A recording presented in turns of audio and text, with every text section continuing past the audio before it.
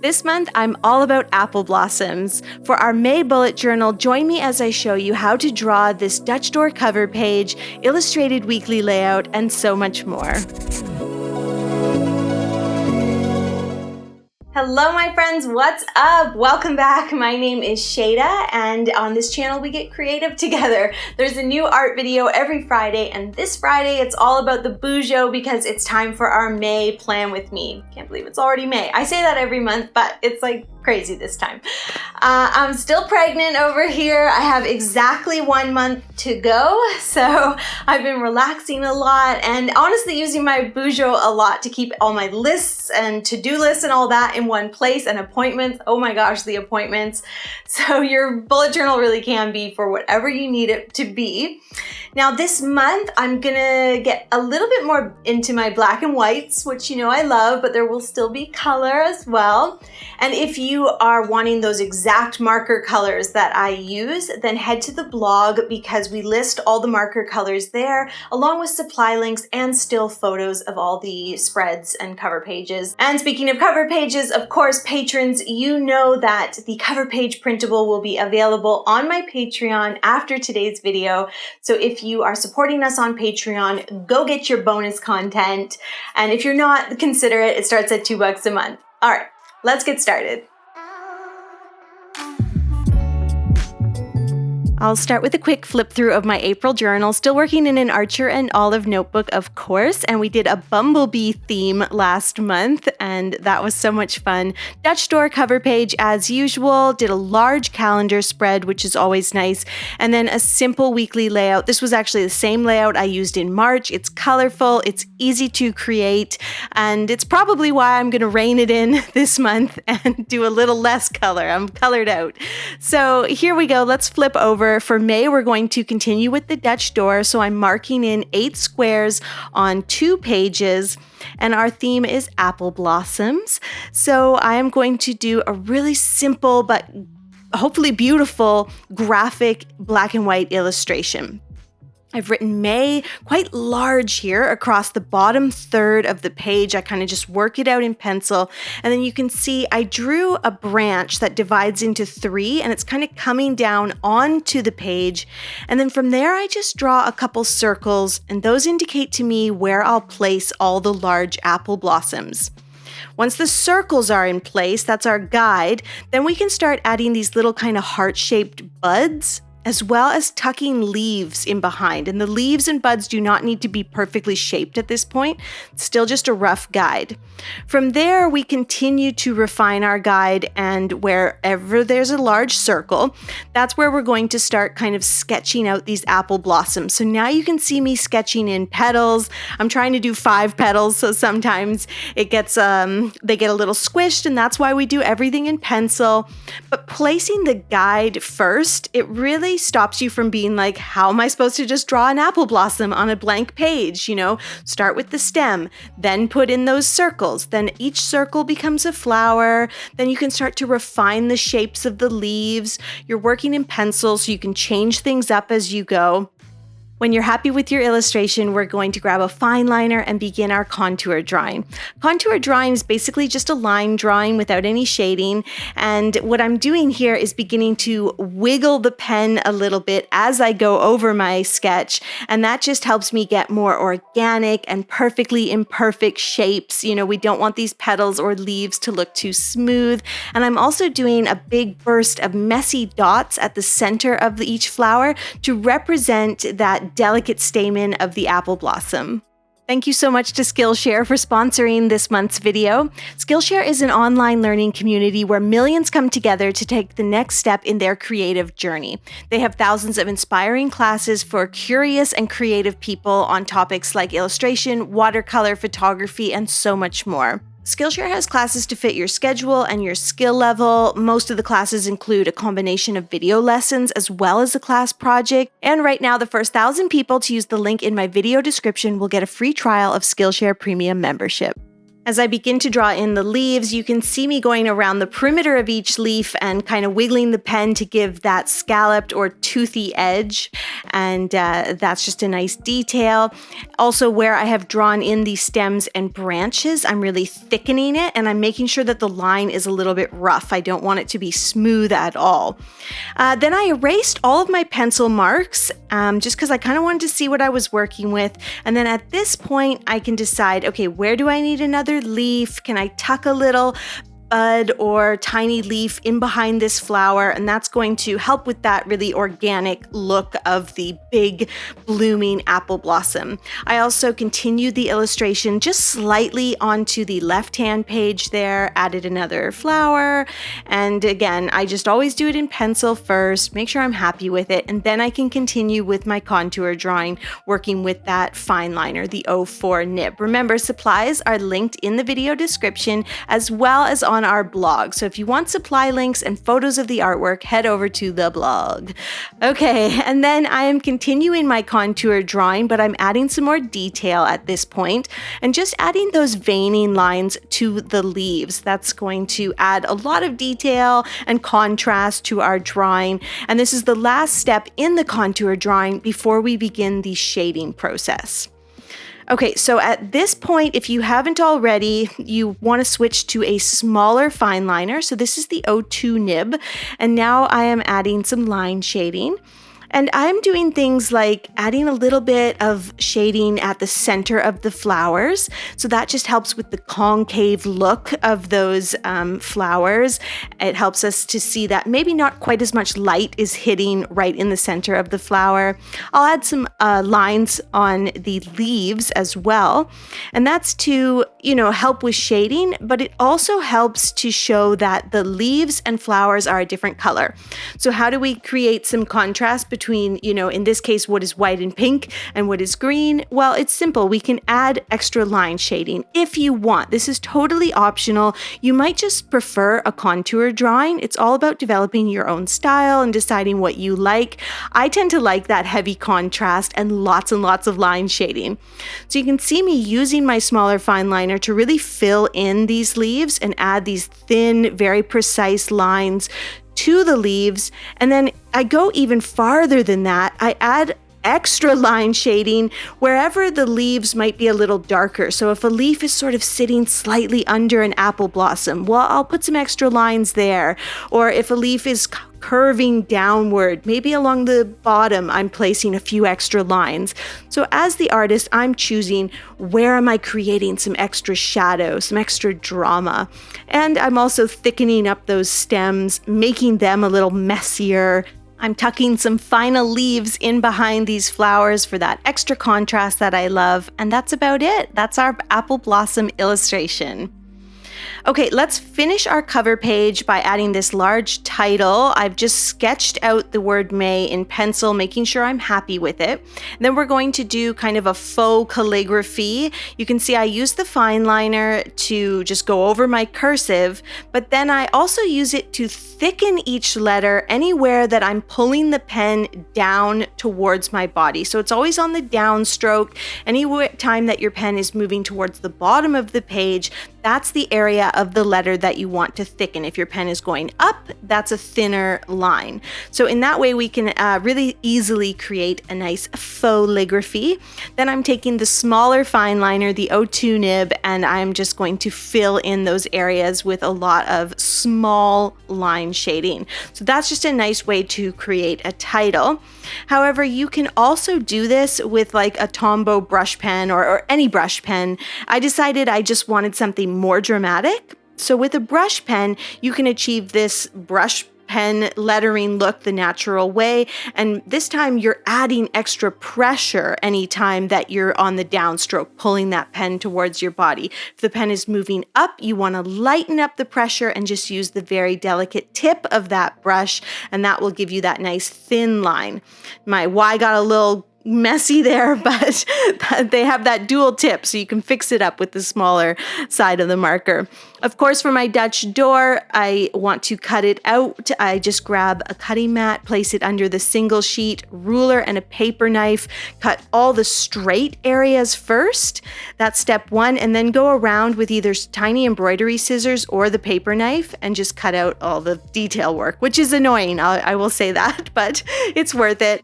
And then, of course, on the page below, I'm using the smaller nib fine liner to put my little calendar, and that looks good.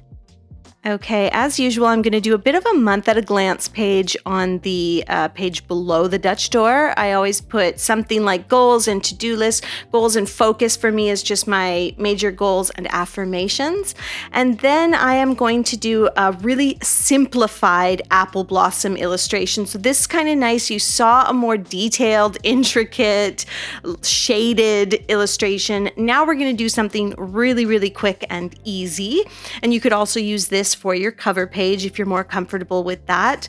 But I started with a little arch shape in pencil. So again, I begin with a guide, just a simple arch. Then you saw me start to sketch some flowers along that arch, and they're just these really simple, like 4 or 5 petal flowers. Here, we'll do it again. So I've got the arch already laid out, and then I'm deciding, okay, I'm going to put a flower here, going to place some leaves in behind, and same thing, just placing leaves and placing little buds, because the buds really make it look like that apple blossom. And then, of course, when we're happy with the design, we just start going over everything with our fine liner, still using the 04 nib for my contour drawing. And yeah, so you can see how, you know, on the one hand, we've got this really intricate shaded illustration that has a lot of contrast. Here, we've just done something super sweet and simple, but the effect is still really nice. And the 2 arches kind of frame everything. So there we go, our Apple Blossom May Dutch door cover page and month at a glance page is all done. And I really like the way that that looks. Always happy to get back to black and white. Okay, so the next spread that I want to do is just a large scale to-do list because we are expecting baby this month and I still have some stuff I need to get done. Not a lot, but you know.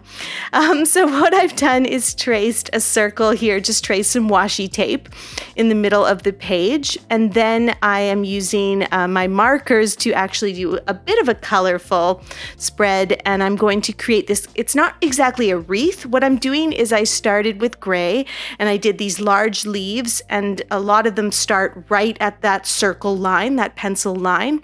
Now I'm coming in with a second color, this minty green, and I'm doing a smaller leaf design. Again, a lot of them are starting right at that pencil circle. And that way I'm going to create this nice, circular design. And from there, this one is really about the color palette. You know, you just want to pick a lot of brush marker colors that work well together and look nice. Since I did an apple blossom theme, I'm kind of going with pinks and grays and greens, all the colors of a pretty apple blossom in the springtime. And you can see each color is a different sort of style of leaf, and I just keep going around and around until everything is filled in.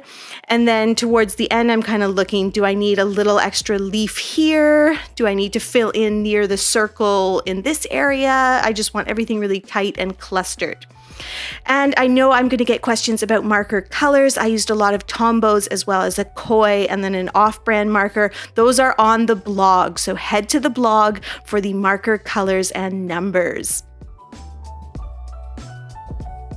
This is one of those journal spreads or illustrations that I would say is good bang for your buck. All you have to do is trace that little circle any size you like and choose your color palette, and then it's just as easy as doing like a bunch of different sizes of oval shaped leaves. And it just is so striking and pretty, especially when you choose a color palette that you really love. And then over here on the opposite page, I'm just going to put a large bordered in area, and that'll be where I do the to-do list. I'm doing my hand-drawn border, which is just pulling that pen towards my body so I keep it pretty steady, and doing a double line is a great way to hide mistakes as well. In order to tie these 2 pages together a little bit better, when I actually create the to-do list, I'll divide it by subject, and each subject will be color-coded using the colors that I've used on the left-hand page. All right, let's move along here and we are going to create our monthly calendar. I've done a smaller calendar this month. The grid is, I think the squares are 3x4, so it's a bit of a longer rectangular calendar. Again, I did it in pencil and then I just pull that pen towards my body. You know I don't like to fuss around with a ruler, and it keeps the lines like fairly straight. They're not perfect. I always wiggle a little. Placing all the numbers, I grab something round and we're just going to do a large circle at the top there. That will be where our May title sits. Decided to make it a little smaller, and I'm just coloring that circle in using my same gray.